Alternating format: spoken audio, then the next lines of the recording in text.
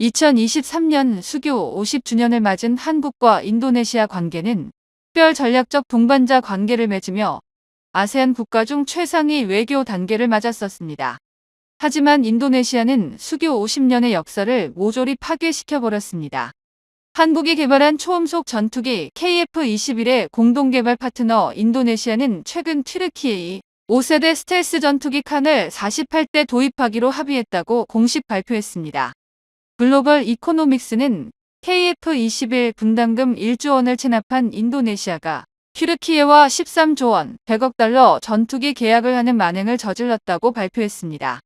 튀르키예 레제프 타이이프 에르도안 대통령은 100억 달러 수출은 튀르키예 방산 역사상 최대 규모의 계약으로 단순 구매를 넘어 기술 이전, 현지 부품 생산, 인력 양성 등 인도네시아 방위산업 역량 강화를 위한 협력도 포함되어 있다고 전했습니다.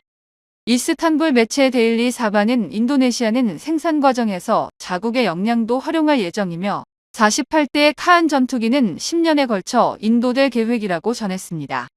다만 인도네시아 국방부는 최종 구매 계약이 아닌 양해각서인 MOU 단계라고 해명하며 도입 수량 등 세부 사항이 확정된 것은 아니라고 밝혔습니다. 인도네시아는 2015년부터 한국과 KF-21 공동 개발에 참여했고 전체 개발비의 20%를 분담하기로 했으나 경제적 이유로 분담금 납부를 지속적으로 미뤄왔습니다. 당초 1조 6천억 원이었던 분담금은 2023년 8월 6천억 원으로 대폭 삭감됐고 그에 따라 인도네시아에 대한 기술 이전 규모도 3분의 1로 축소됐는데요. 인도네시아는 KF-21 기술 이전 수준에 불만을 표출해왔으며 분담금 체납과 더불어 칸 전투기 도입 추진 등 복수 노선을 택하고 있습니다. 인도네시아의 만행은 여기서 끝이 아닙니다. KF-21의 기술 이전에 불만을 품은 인도네시아는 아예 기술 자체를 절도하기까지 했는데요. 2023년 1월 경남 사천 카이 본사에서 근무하던 인도네시아 기술자 5명이 KF-21 개발 관련 자료가 담긴 USB를 무단 반출하려다 적발됐습니다. 1년 반에 걸친 수사 끝에 2025년 6월 검찰은 이들에 대해 방산기술보호법 방위사업법, 대외무역법 위반 혐의는 무혐의, 부정경쟁방지법 위반 혐의는 기소유예 처분을 내렸습니다.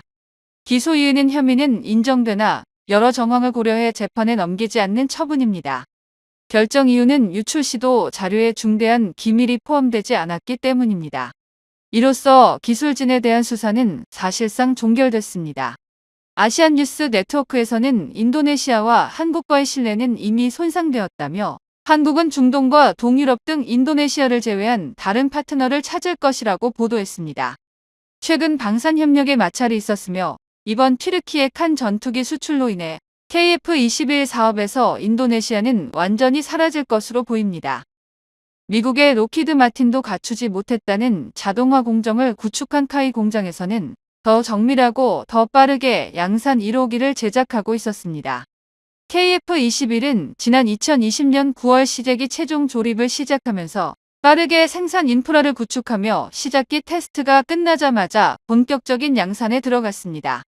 지금 만들어지고 있는 양산 1호기는 2026년 공군에 인도되어 전력화된다고 했습니다. 그런데 지금 만들어지고 있는 KF-21 양산 1호기를 누리고 있는 국가가 있다고 하는데요. 전 세계에서 가장 많은 인구수를 보유하고 있는 인도가 그 주인공입니다.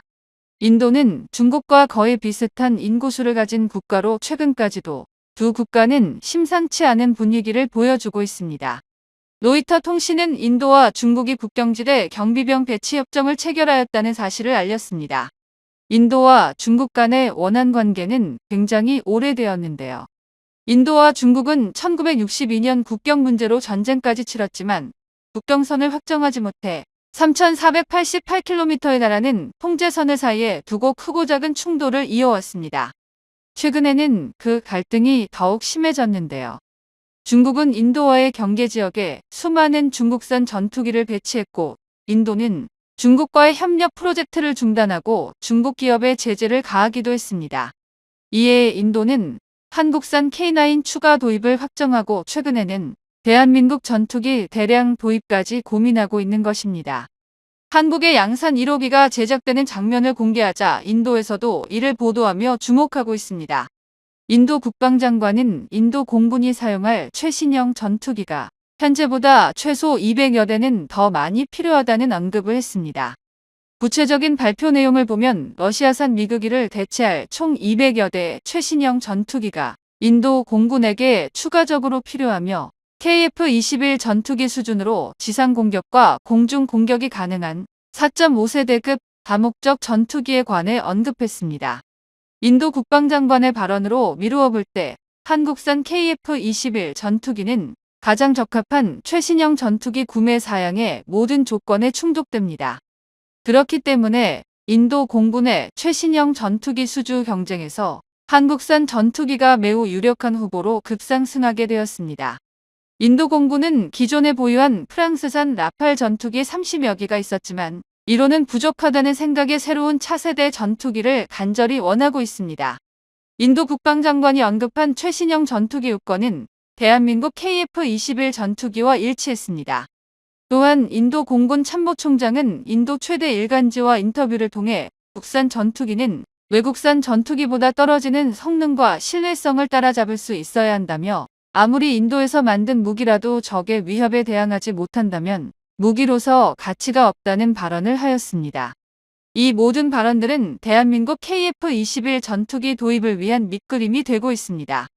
이러한 인도의 움직임으로 인해 현재 중국 정부와 국경 언론에서는 한국산 KF-21 전투기에 대해 논란은 눈치입니다. 중국의 국경 언론들은 KF-21 전투기가 양산에 돌입한 것을 공개할 만큼 투명하게 양산이 진행되고 있다고 했으며 블록2 개발이 진행됨과 함께 실전 기체가 서서히 모습을 드러내는 점을 고려했을 때 인도의 KF-21 전투기 도입 가능성을 제기했습니다. 중국 언론이 이에 대한 보도를 하는 분위기가 심상치 않습니다.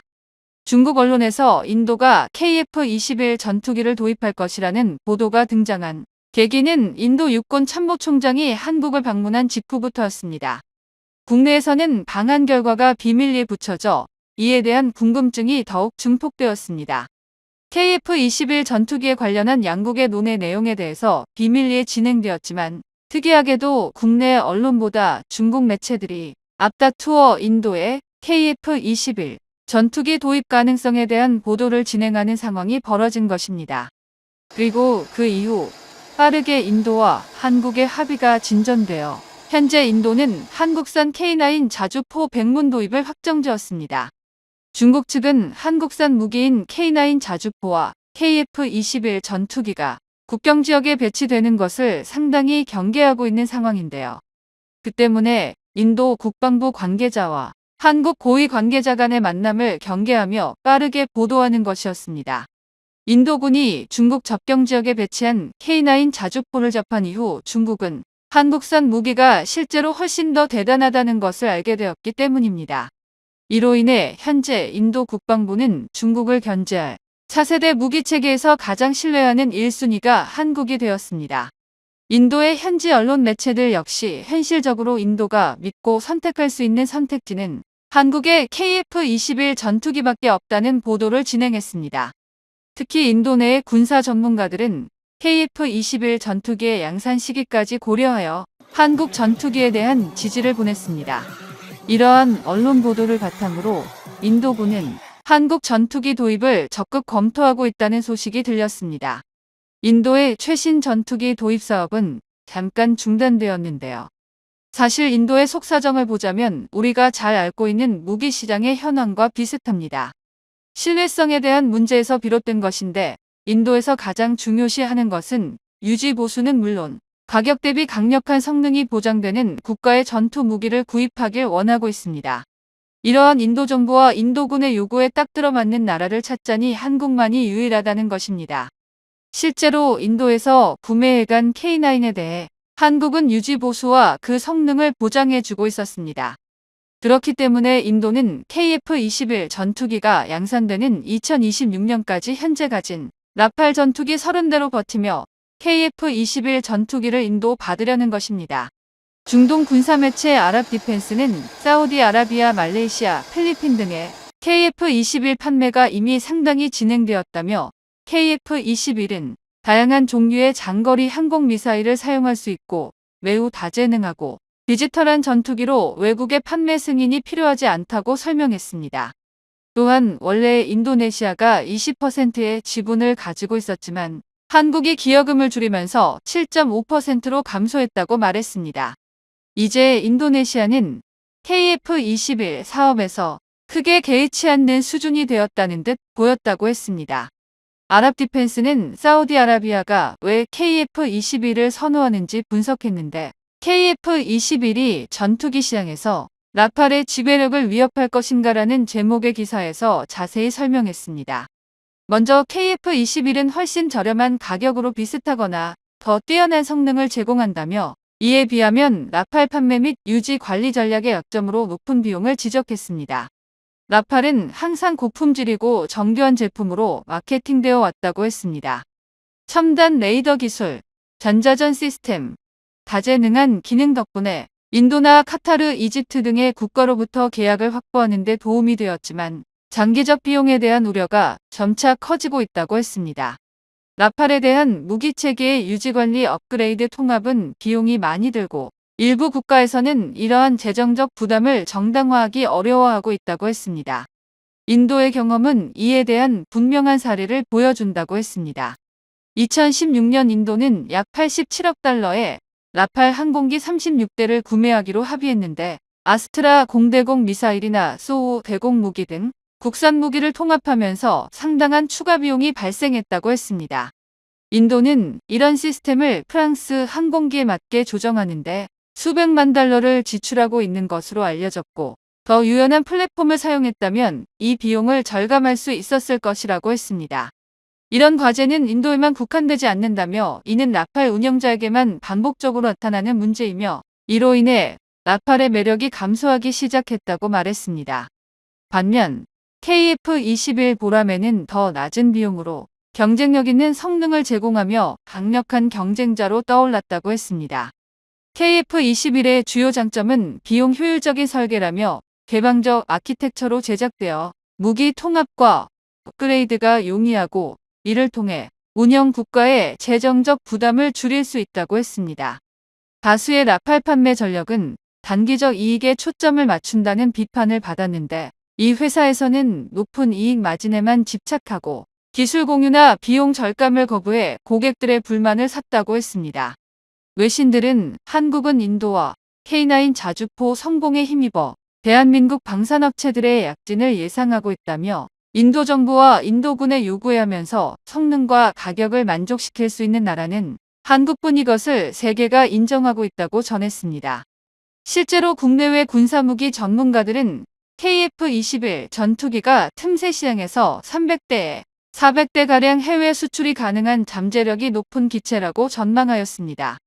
대한민국이 이미 보유하고 있는 T-50 훈련기와 FA-50 전투기의 수출 이력이 그것을 방증한다고 설명했습니다. 실제 한국은 국제 군용기 시장에 진입한 지 불과 10년 만에 7개 국가에 국산 군용기 200여 대 이상을 판매하는 놀라운 실적을 기록했습니다. 실로 KF-21 전투기 사업이 승승장구하고 있다는 것입니다. KF-21 사업을 추진하는 방사청과 한국항공우주산업은 동남아시아와 중남미 유럽을 주요 수출국으로 손꼽고 있습니다. KF-21 수출과 관련한 구체적인 계약 내용이 알려진 바가 없기 때문에 미국산 엔진을 장착하고 있는 현재 KF-21 블록원의 경우 어느 정도 범위까지 수출 제약을 받게 될지는 섣불리 판단하기 어렵습니다. 하지만 인도에서는 미국산 무기가 이미 운영되고 있으며 미국의 동맹국으로 가입되어 있습니다. 그렇기 때문에 대한민국의 KF-21 전투기가 인도에 수출될 가능성은 굉장히 높아 보입니다. 사실상 미국과의 관계가 현재까지는 대한민국 전투기 수출에 있어서 가장 중요한 요소 중 하나입니다. 대한민국 KF-21 전투기는 우리가 처음으로 만든 차세대 전투기입니다.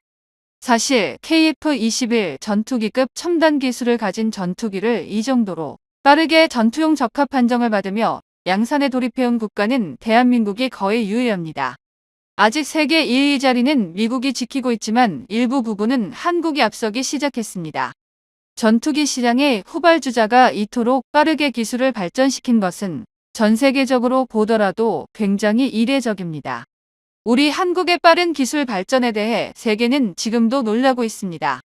이렇게 한국이 전 세계 돌풍을 몰고 올 정도로 성능에 뛰어난 전투기를 만들어 낼 수 있었던 건 자주 국방을 위한 의지가 강했기 때문이라고 생각됩니다. 대한민국은 빠르게 국산 화율을 높이고 있으며 그 중에서도 전투기의 꽃이라고 불리는 무장체계의 완성을 가장 중요하게 생각하고 있습니다. 최근 중국과 일본에서는 한국산 KF-21 전투기를 반쪽짜리 스텔스기라며 조롱하지만 사실 한국의 첨단 기술력 수준은 세계 최고 수준을 달리고 있습니다. 이에 대해서는 미국 군사 전문지 역시 인정했는데요. 특히 한국의 스텔스 기술은 날이 갈수록 발전하고 있습니다. 최근 시험 비행을 통해 확인한 RCS를 실제로 계측하는 등 여러 검사를 거쳐 추가적인 개량을 진행하고 있습니다. KF-21 전투기는 4.5세대로 태어났지만 한국산 전투기에 장착할 다양한 6세대 기능들이 빠르게 개발되고 있으며 이를 기반으로 대한민국의 6세대 전투기 개발은 곧 달성될 것으로 보입니다. 기초 단계부터 대한민국의 독자적인 기술을 밑바닥에서 시작했습니다. 황무지에서 시작한 한국 항공우주산업과 대한민국 공군 한국과학기술로는 주변국들에게 밀리지 않고 대한민국을 무기 독립국으로 만들기 위해 6세대 스텔스 기술을 점진적으로 개발할 계획이라고 밝혔으며 이 중 상당한 비율로 KF-21 보라매를 기반으로 개발될 것이라고 밝혔습니다. 특히 5.5세대의 방공 소프트웨어 체계인 K-링크 시스템이 작년 대비 개발 성과와 발전 가능성에 대해 높은 수치를 얻어 전 세계 방산 강대국 사이에서도 최상위권으로 평가받고 있습니다. 현재 정립된 6세대 전투기 핵심 기술은 인공지능 유무인 복합체계, 마하 3 이상의 극초음속 엔진, 중력의 영향을 받지 않고 360도 공격이 가능한 레이저 무기, 스텔스 성능과 고용량 네트워크 등이 있습니다. 대한민국이 가장 높은 신뢰를 받는 부분은 바로 스텔스 성능과 무인기입니다. 스텔스 성능은 세계에서 기조로 삼는 스텔스 도료 개발은 물론이고 다양한 스텔스 복합 소재 개발 및 덜컴 장치 역시 국산화를 완료했습니다. 또한 인공지능 분야도 대한민국은 최선두를 달리며 두각을 드러내고 있습니다. 특히 우리 공군은 전투기 유무인 복합체계와 레이저 무기를 장착하겠다는 청사진을 그린 상태입니다. 공군본부는 최근 유무인 전투 임무에서의 복합체계 임무 효과 분석 및 한국형 차세대 전투기 구축 방안 연구 영역을 발주했습니다. 전반적인 연구 내용을 살펴보자면 한반도 전쟁 환경에 최적화된 유무인 전투기 복합체계에 적합한 항공기 편성과 소요량을 도출해내는 것입니다. KF-21 전투기의 복좌기는 무인기와 체계 연동을 하기 가장 적합한 기체로 개발되고 있는데요. 이를 조종하는 파일럿의 영향이 무엇보다 중요합니다. 대한민국 파일럿은 세계 어느 곳보다 뛰어나다고 찬사받고 있으며 대한민국은 자국산 훈련기를 사용하는 세계 5개국 중 하나로 꼽힙니다. 한국항공우주산업이 언급한 국산 개발 대상 과제명에는 또 한 번 파격적인 부분이 발견되었습니다. 바로 엔진 분야입니다. 대한민국은 현재 자국산 엔진을 빠르게 개발해내고 있으며 전투기용 램제트 엔진 개발의 가장 핵심적인 기술로 불리는 저바이패스 엔진과 공기터빈 블레이드, 엔진 진동 신호 변환기 등에 대해 한국항공우주산업과 한화에어로의 협력 개발이 돋보입니다. 항공기용 가스터빈 엔진 기술을 응용한 KF-21 전투기용 터보팬에 탑재되는 팬블레이드와 고압 압축기, 연소기 및 터빈 개발과 시험 설비 구축 및 운용을 통한 반복 성능 테스트로 KF-21 전투기 엔진의 안정성을 최우선적으로 확인하고 있습니다.